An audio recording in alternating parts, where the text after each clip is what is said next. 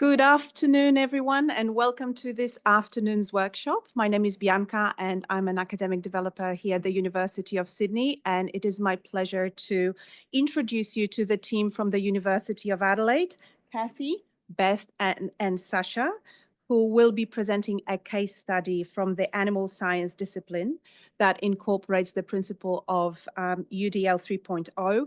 Their colleague, Hayley, unfortunately has been unable to be here, but has been instrumental in the development of both a case study and this presentation. The presentation will last 50 minutes. I'm sure we will have a lot of opportunities to ask questions. However, I also would like you to use the Slido for the last 10 minutes of the Q&A, and we will refer to the questions that you'll put there. Over to you.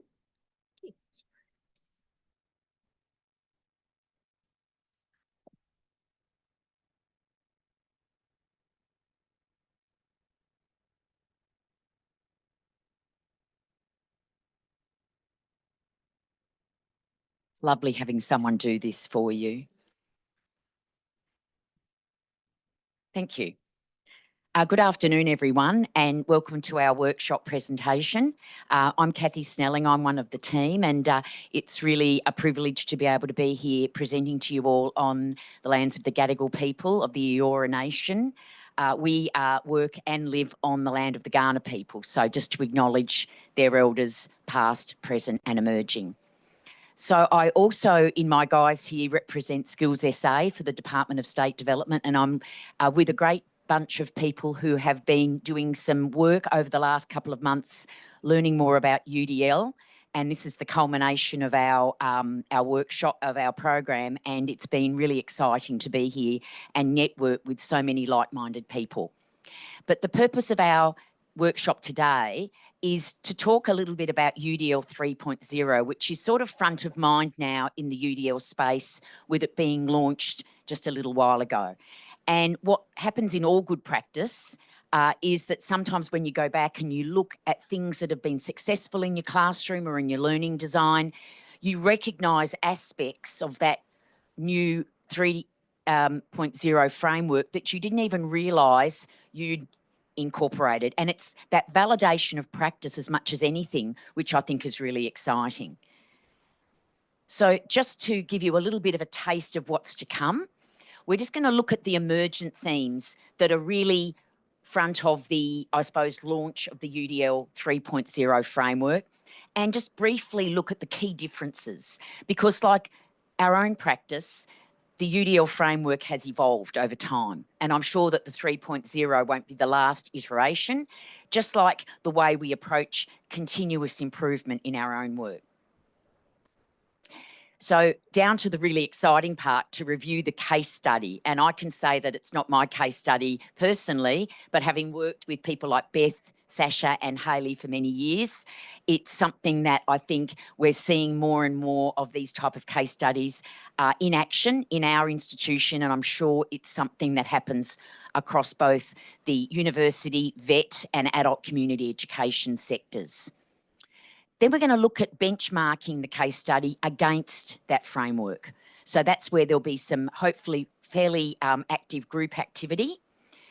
And most importantly, I think, is consider at the end of the workshop how you could implement aspects of the UDL 3.0 framework into your own practice, because I think that's the value of anything. It's sharing practice, it's learning more, but it's actually doing something with that, even small. And I have learned through my UDL connections that +1 mentality of it's just one thing.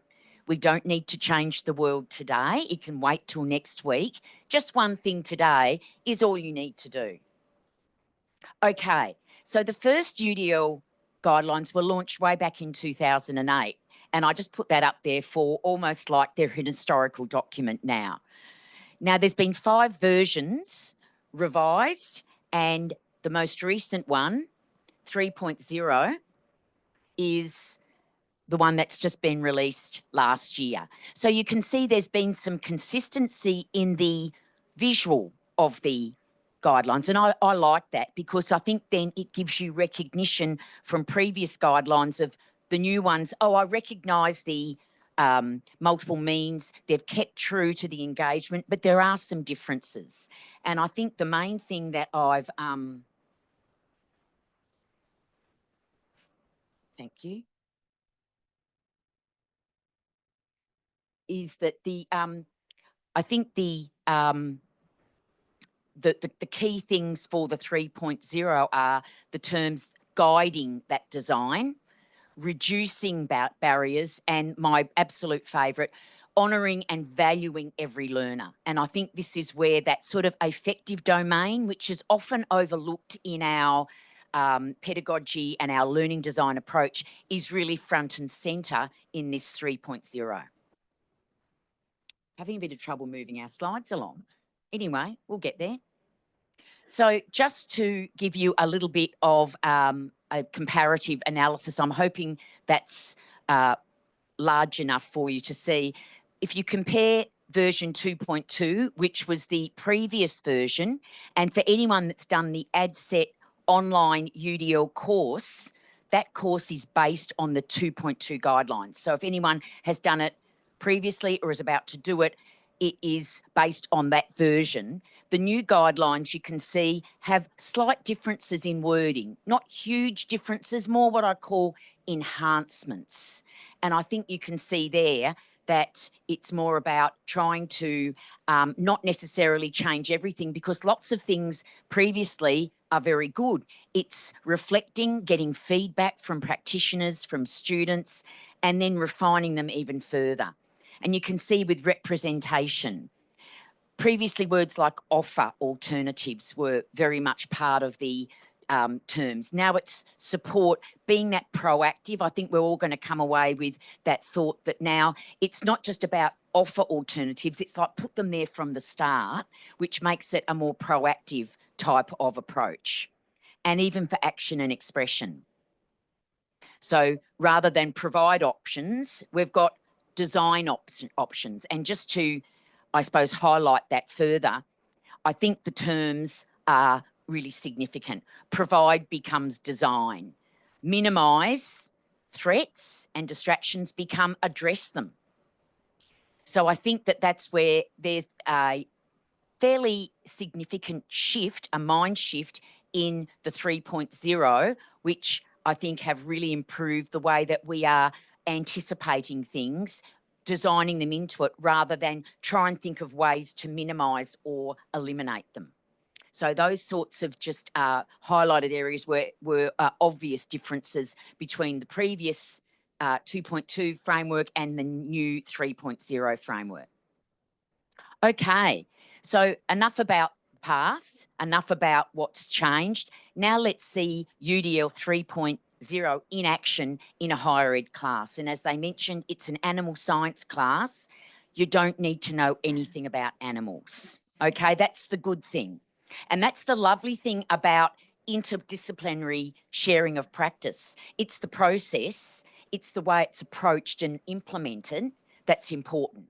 The content is something which is almost like you could take out animal science and put in hairdressing. It wouldn't matter. The approach could and should stay the same. So I'm going to hand over to Sasha, as she's the one that's worked very closely with the case study. Thanks, Cathy. I'm on the lapel.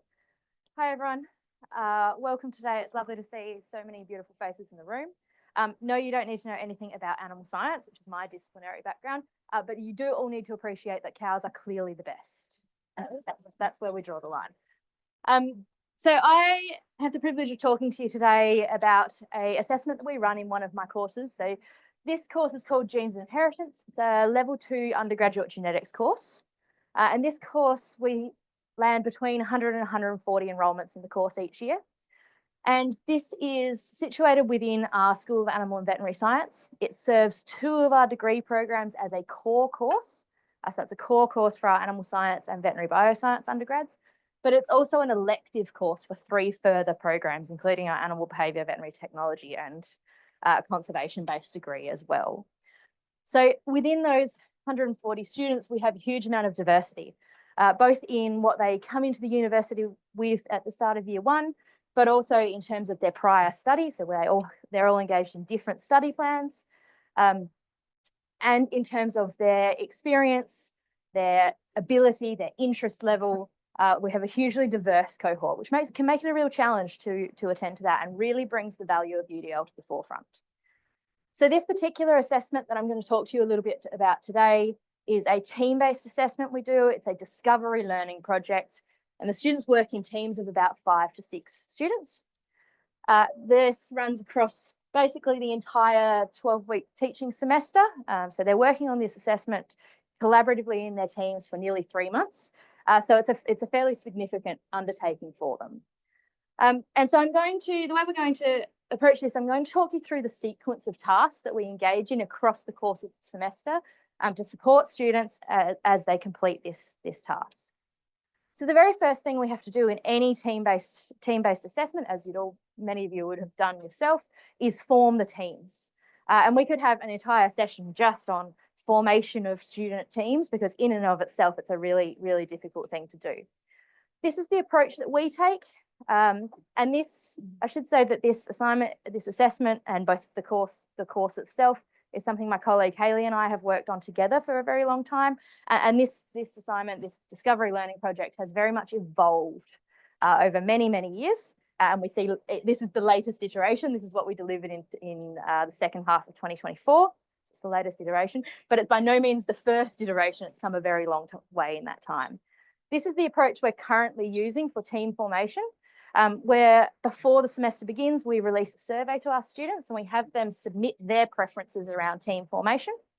They get to nominate up to 3 students that they would prefer to work with. So they tell us who their best mates are, and we get to tell us that. They also get to nominate up to 1 student they would prefer not to work with in their team. And the other thing we ask their preference on is their favourite animal species. Coming from animal science discipline, that's a critical component for us. We have to know what everyone's interests are. But we also take that opportunity to collect some things that aren't captured in our university systems. So things like pronouns, if they have a preferred name, whether English is their first or an additional language, which study program they're enrolled in. So some of our enrolments don't capture terribly well through the university system, so we can't always distinguish between some of those less significant differences. And this gives us a really good handle on who our students are, what their interests are. We then use that information to form the teams, and we do that ourselves. We also use some enrolment data to back that up. So things like their GPA that we can pull out of the system, we can take all of that into account. And we do. So student preferences come first. We do our absolute damnedest. And so far, we've been pretty successful in making sure that every student gets to work with at least one of the students they have nominated as a preferred partner. We do our very best to avoid putting together 2 students that would prefer not to work together. So we absolutely give them that voice and that selection. We try and group teams where possible that have similar interests. So if they're all interested in livestock, we like to put them together. If they're all interested in horses, we'll put them together. And you'll see that becomes really critical when they have to go and select the topic for their project. But beyond that, we value diversity. So we then very consciously structure the teams to maximise diversity across the team. We're very transparent with the students. We tell them that's what we've done. We tell them that we are trying to mix strengths and that we know that all students will bring different strengths to the table, and that to successfully complete a project like this, they're going to need all of those different strengths and weaknesses in balance. And so we're very transparent with them about that. Once we've formed the teams, they come into their first workshop for the semester. They come in, they find their team, they sit down at a table, and we introduce the assignment to them. So we talk them through the learning objectives, what we're really wanting them to take out of the task, which is actually not about the topic at all. It's about the process of the research. We talk them through the tasks they're going to have to complete, the deadlines and the timeline for doing so. And we also take that time to have a chat with them about the expectations we have around engagement with Gen AI tools. Now, that's not a focus for us today, but I'll just let you know we use a declare and justify approach. They're welcome to use Gen AI in their project if they would like to, but we expect them to declare that use and justify why they think that's been an appropriate way to engage with those tools. The key elements of the assignment itself, they have to choose a topic. It can be anything in the realm of genetics, whether that's genetic-based molecular diagnostic tests right through to inherited genetic diseases. We've seen it all. They then have to research that topic, and our focus is on the critical thought process and making sure they use incredible scientific literature. And as a result, we ask them to document the research process that they undertake, let us know which databases they're using, what search terms they're using, and document all of that. And they will submit their literature in a annotated bibliography with some critical annotations at the end of semester. And then the core bit of it is that they then have to present their topic back live to their peers. Now, we do say that it has to be a live presentation, particularly because a large part of this cohort does a video in the previous semester. So at our programmatic level, we're trying to balance those. But they then, within that, as long as it's live, they have complete choice of format. This is the fun part. They can do a play. I mean, they can stand with a PowerPoint presentation and talk to you like I am now, but they can do a play, they can do a skit, they can do a rap, they can do an interpretive dance for all we care. We say that every year and we live in hope. No one's submitted an interpretive dance for the assessment yet, but we live in hope. And we always tell them that it's really hard to put effective referencing in an interpretive dance. That's why we do the annotated bibliography. So those are the key elements of the assignment itself. But within that same workshop, once they're familiar with what they're being asked to do, they then have to work within their teams to have a facilitated discussion around teamwork and what good teamwork looks like. So we ask them to discuss challenges and past experiences working in teams, but also to discuss things that have worked well and their expectations for each other at a team level. And from that discussion, we ask them to draft a rubric. Now, I know you can't read that. You're not supposed to read that. I'm really proud of my students. I want to show you they built that. It's really cool. They do a way better job than we can. We ask them to draft a rubric that actually assesses teamwork. So this is not about the annotated bibliography or the presentation or any of the actual academic components of this assignment that we're putting together. That rubric is all about teamwork itself. What makes a good teamwork? So they get to tell us, what does marginal or pass level teamwork look like? What does really excellent teamwork look like? We then take one student from each of the groups in the room. They come up and sit at a table with me, and I facilitate a discussion where we then negotiate on behalf of all of the teams to arrive at one rubric that then serves the entire class. So in a class this size, it's not feasible for us to have individual rubrics for every team, but they all get a say in what that final rubric looks like. I then go back to my office and fill in the gaps. There are gaps, but I fill in all the gaps and make sure it's finalised and publish that back out to students, usually within 24 hours. They've done all the work, so my part is easy. All right. There we go. So at that point, we then, okay, go. And the students go away in their teams, and these are second year students, so they're more than halfway through their degree programs. So at this point, we expect them to then be able to work independently on that project for a while and to communicate with their teams and work outside of class time. So they have to select their topic. They'll nominate that with us just so we know who's doing what, but there is some flexibility in that. We do try to limit so we don't get duplications of topic, but that's as much say as we get in it. They begin their research process. We ask that they document that process, and that's as much an academic integrity process as anything else. And they generate a preliminary reference list. That's their first checkpoint. And that's what we call our midpoint submission. So it's usually around the time of our mid-semester break. We ask them to submit a preliminary reference list, no annotations yet, but they've got their documented research process and the sources that they're using. They submit that, and we don't grade that. It's completely ungraded. We do, when they submit their final annotated bibliography, we do check for alignment between the preliminary one and the final one. But really, this is about assisting them with their time management, but more importantly, perhaps just giving the teams the opportunity to work under a little bit of pressure for an early deadline, because it then leads in that immediately following that submission, we have them do what we call a midpoint teammate feedback, where they actually go in and they get the chance to provide feedback to their teammates on how they've been operating as a team so far. So if there's something that they've got, this student just isn't communicating with us effectively, they have an anonymous platform. We use a wonderful piece of software called Feedback Fruits to facilitate this. They have an anonymous platform where they can return both scores and written comments back to their peers about how they've been operating in their teams so far. I scan through that just to make sure that the comments that are going back are all respectful and appropriate. There's nothing that needs attention in there to make sure we're maintaining that. And then I publish that back out again. Within a couple of days, they have feedback from their peers on how they've been operating. That then means they know what they need to work on for the rest of semester. Know what they're doing really well and anything they need to correct. Because they've then got basically the rest of semester to finish their presentations, finish their annotated bibliographies. They'll then come in and they'll present live. We mark them, academic staff mark them on the spot. They also do a peer evaluation on the spot for a People's Choice Award. Usually there's a box of chocolates involved for the winning team. It's always very popular. Fully on board with bribing students to like me, have some chocolate.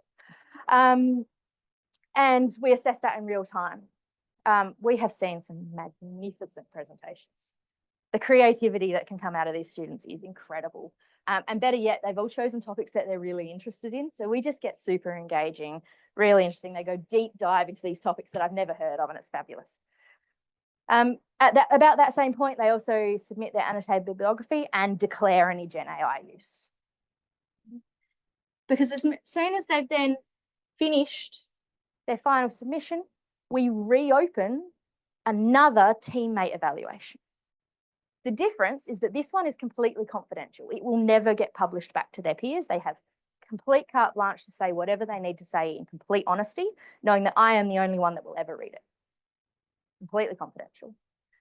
But they're still evaluating against that same teamwork rubric that they developed in week 1. Okay, and we then use the feedback from that to moderate the team grade. And so each individual student is ultimately accountable for their own grade. So we usually moderate within about 10% up or down from the team grade, depending on the contributions of each student towards the project. Now, this is very much still in development. It will continue to evolve over many years to come. But we're fairly happy with where it sits. Beth, did you want to tell us about the activity? Excellent. Thank you, Sasha. What a fantastic activity that is. I want to be an animal science student. For those of you online, I'm not Dr. McGrice. I am Dr. Loveys. It's just come up as Dr. McGrice on the I would like to be Dr. McGrice, but I'm not. So what we are going to get you guys to do, you've been sitting here long enough, listening to this amazing case study. We have printouts that Cathy and I are about to hand around to you, and we have allocated each table. Oh, thank you, Sasha. We have allocated each table part of that learning activity to then map against the key components of UDL 3 that Cathy highlighted in her introduction, so not the whole UDL. We have indicated which part of the learning activity your table is working on by a little asterisk at the top of the rubric. Okay, so some of you, we're going to be able to divide your tables in half because we have enough printouts. So those tables where there's lots of people, Cathy and Sasha, we might give them two things to work on. We're going to give you about 15 minutes. I think, yes, we have time for that, to work on that activity. So talk to each other.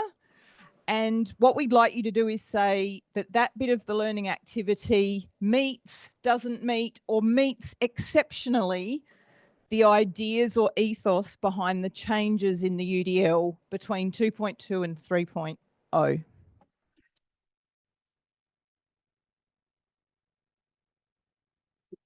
Online? Oh yeah, if you would like to, I'll just. Have they got the QR, the link to the document? Yes. Yes. They have. What I will do, would you like the QR code up now? Yeah, could put it up. We also have a QR code if you would rather do it on your phone or you want to keep. That QR code is going to take you directly to a Google Doc. So then you can keep it for your own purposes if you would like. And so the people that are on Zoom, you can either use the QR code or you are able to click on a link, which I understand is in the chat for you, and have a go at doing this yourselves. If you would like to work on this, but it's exactly the same. That one. Yeah, that one doesn't work. I'll just make a quick note that if you would prefer to work digitally, you can. Just please be conscious that those of you that are online and those of you in the room have access to the same Google Docs. So please be respectful and mindful that there are other people working in that space, and we might get different opinions. So there might be multiple entries in each of those boxes, and that's totally okay. Might get 5 different votes for all different things. That's right.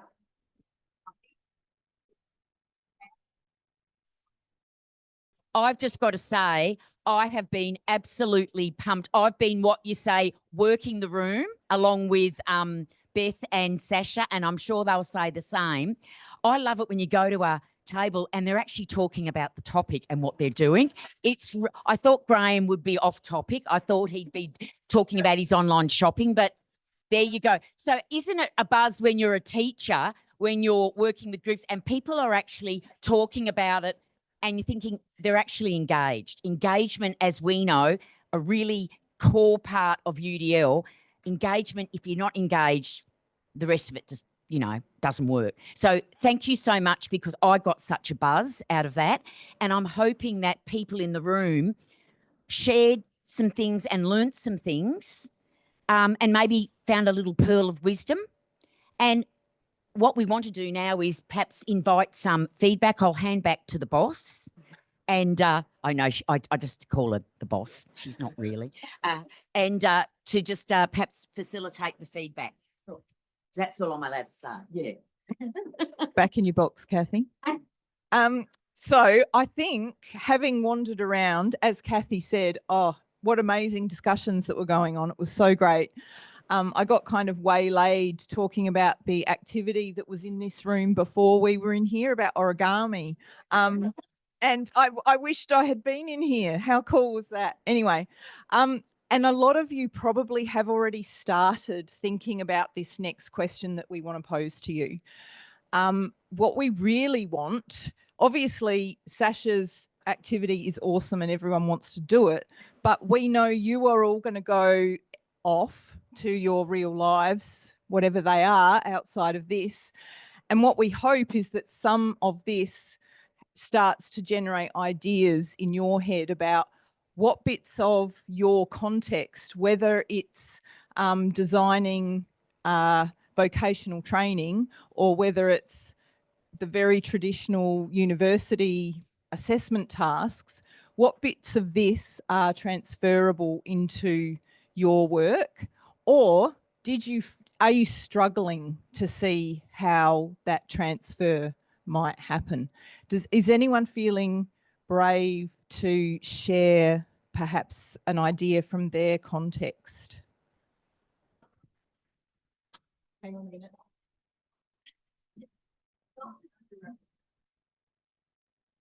But one thing that I'm thinking is, but we have to achieve those competent yet not yet competent. So I am looking at this and I'm thinking, you're nodding. I'm thinking, okay, but we can still at least with the learners describe and take that time to describe what competent, not yet competent looks like. Are you agreeing? Okay, yeah, because I'm thinking, well, there is still space, definitely, and there is still ambiguity when learners look at our own rubrics. Can we improve our rubrics to make them more? Yeah. So. I had a conversation very, very similar to that with the group over on that far table about how it's not possible necessarily to get the flavour or the footprint of UDL into every single thing that you are asking students to do. And there might be really good reasons for that, whether it's accreditation requirements or so on and so on. And I used Sasha's cohort as an example. She has students that are going to become veterinary scientists, and they are accredited. They have to achieve certain things, and it's just a stop-go point.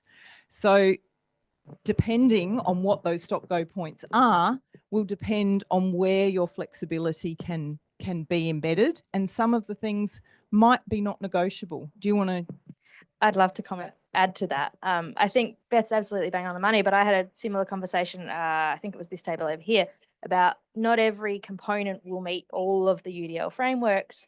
But if you then zoom out and look at the assessment as a whole, okay, we're getting closer. If we zoom out and look at the course, we're getting closer again. Then we take a programmatic view, and we're actually seeing, across our program, a lot of those UDL principles are starting to become fairly well embedded. But beyond that, some of the value in this, in my experience, is really just in actually opening that discussion with students. Because if we go in there and I say, hey, you're going to design your own rubric today because I care what you think about teamwork, I care what you think matters here, then actually the message behind that is really powerful, and it helps make us more accessible.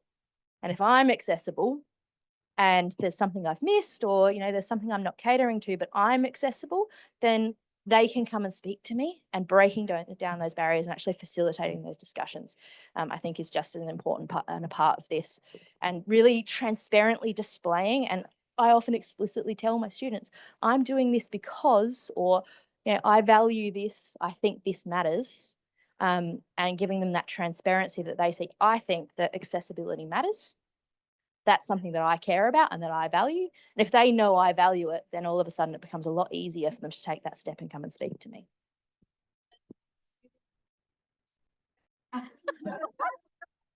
I know you were worried it was going to be you, because I'm sure it's me as well.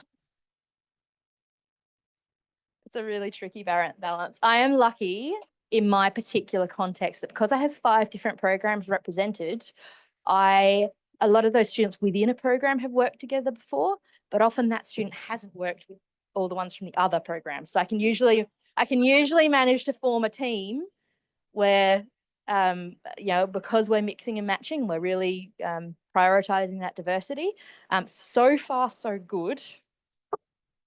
We'll see how we go. It's only a couple of weeks ago where I have to do it again. I am actually looking to explore whether Copilot can help me with that process, because it's an absolute nightmare.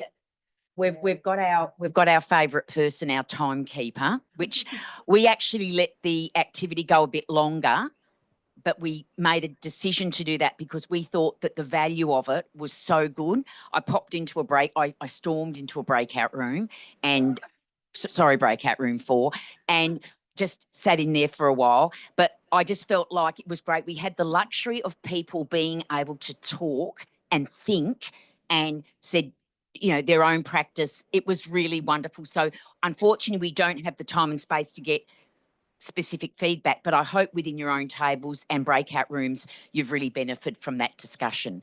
So we always like to say, what will you do next week? Some of the people in this room, I've called it, what are you going to do on Wednesday? But next month, next year, and I hope you go away with that thought in your head that there might be one small thing, and it might be an interpretive dance, but it's probably not going to be over there. I had a great discussion with that table. So just to, I suppose, just review, as we always want to do, to make sure that you know what you've sat through in the last hour. We've done all these things. You did it without leaving your chair.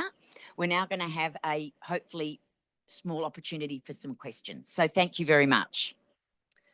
Absolutely. And don't adjust your TV sets. That's the take-home placemat for you to think about how you might use some of Sasha and Hayley's great work, even just taking little ideas away from it. Thank you very much, Cathy, Sasha, and Beth, for your presentation. We have a couple of questions on Slido. There are a few questions related to team allocation and groups. So let me just ask 2 questions. The first one is, how do you ensure that there is diversity in your teams? And the second question, Is there a risk with this formation survey that some students may not feel comfortable revealing certain information about themselves in order to avoid certain grouping? Sure. So two really good questions. So first part was how do we maximize diversity? And that's probably the easier part. We're maximizing diversity on paper. So we're maximizing diversity against some of the metrics we can measure or the data we have. It's perhaps not as holistic a view as I'd really like to be able to take, but it's the best approach I've got with the information I've got available. I also have a little bit of a benefit in that in my cohorts of sort of 120 or 140, usually 90 to 100 of them have actually done a semester one course with me. So I know those students. So I often know if I put these two together, that team's going to get nothing done. If I put this group together, they'll be really functional. So I have a little bit of that insight, which helps a bit as well. But really, we're maximizing diversity against the metrics that we can measure. So against their enrollment data, against what they tell us about their pronouns, against what they tell us about whether English is their first language or their second language, particularly in an assignment like this where we've got a very strong communication component, we like to balance those skills. We try and spread gender. Now in the animal and veterinary sciences, the men in the room are the minority. So we try and spread them around a little and get all those different perspectives.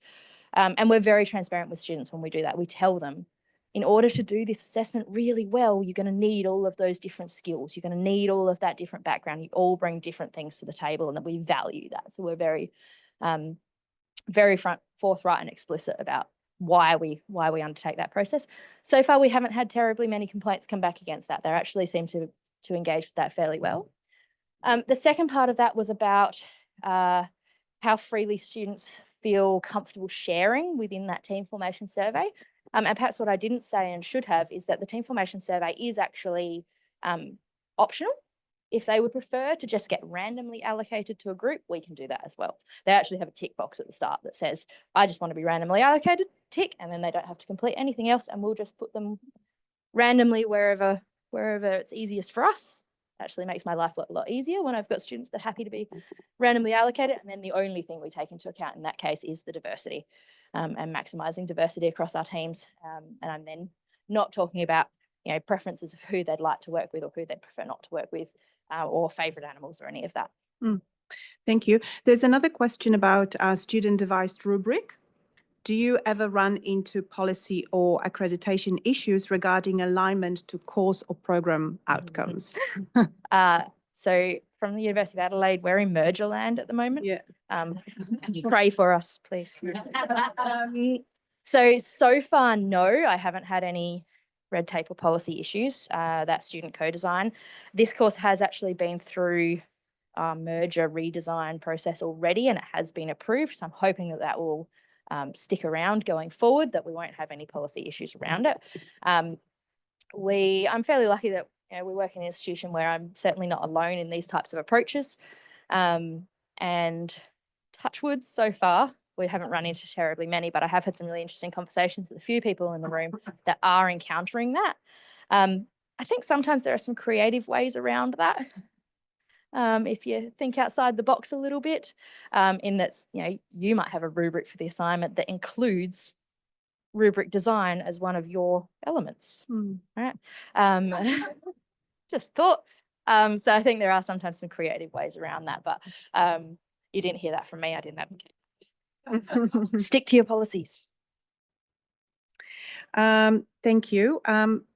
Of course, there's a question about large cohorts. So I love this assessment idea, but it does seem to require a lot of educator input. So would you like to comment on how that could work for classes with large cohorts? Sure. So in my context, this is my last large class size. This is as large as we get. This is the largest course that runs in my school. But I have there is some elements of scalability here. And actually, I think some of the elements of this structure really lend themselves to scalability in that actually I'm having the students do a lot of the work. There is some management that goes in the back end, particularly in the team formation. That's the bit that takes me the longest.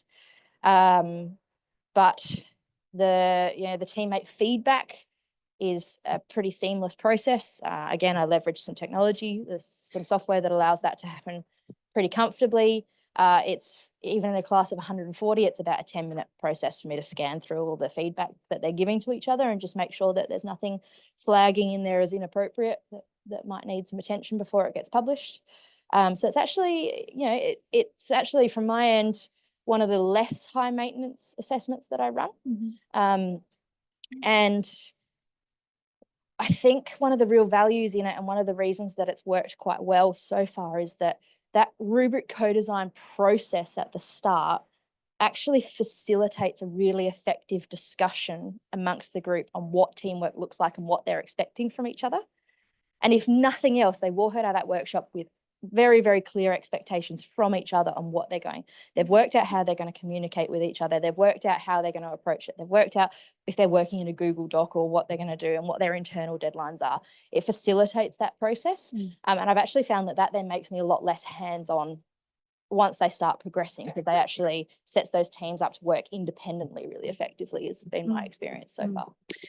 There are a few more questions about team feedback and group allocations. I'll let them, I ask you to answer them after the talk, because we are finishing. So thank you very much again for your presentation and for being engaging.